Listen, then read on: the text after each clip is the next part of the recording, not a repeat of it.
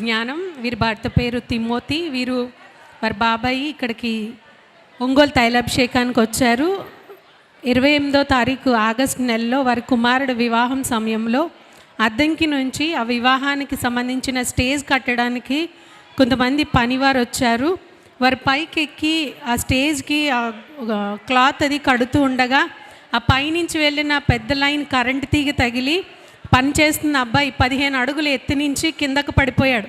అక్కడ ఉన్నవారు ఆ గ్రామం మొత్తం వచ్చి చూసి ఇంకా అబ్బాయి చనిపోయాడు అని చెప్పి అందరూ అన్నారు. కానీ వారు ఏంటంటే ఇక్కడ తైలాభిషేకానికి వస్తున్న దాన్ని బట్టి వారి దగ్గర ఉన్న ప్రార్థనలోనే అతనికి నోట్లో వేసి వారు ప్రార్థన చేశారు.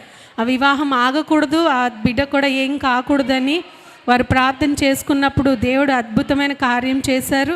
వారు ఆ నూనె వేసి ప్రార్థన చేసిన కొద్ది సమయానికి ఆ అబ్బాయి ఊపిరి తీసుకుని బ్రతికాడని వారు చెప్తూ ఉన్నారు. ఆ వివాహం కూడా ఎంతో ఘనంగా జరగడానికి దేవుడు సహాయం చేశాడని. ఎక్కడో వేరే ఊరు నుంచి పని చేయడానికి వచ్చిన అబ్బాయి కరెంట్ షాక్ తగిలి 15 అడుగులు ఎత్తు నుంచి కింద పడిపోయాడు. అప్పుడు తను చనిపోయాడు అనుకున్న బిడ్డను దేవుడు బ్రతికించాడని వారు కృతజ్ఞతగా టీవీ ప్రోగ్రామ్ స్పాన్సర్ చేసుకుంటున్నారు. వారి దేవుడు ఈ కార్యం బట్టి దేవుని నామానికి మహిమ కలుగును గాక. ఈ సాక్ష్యం దేవుడు దీవించును గాక.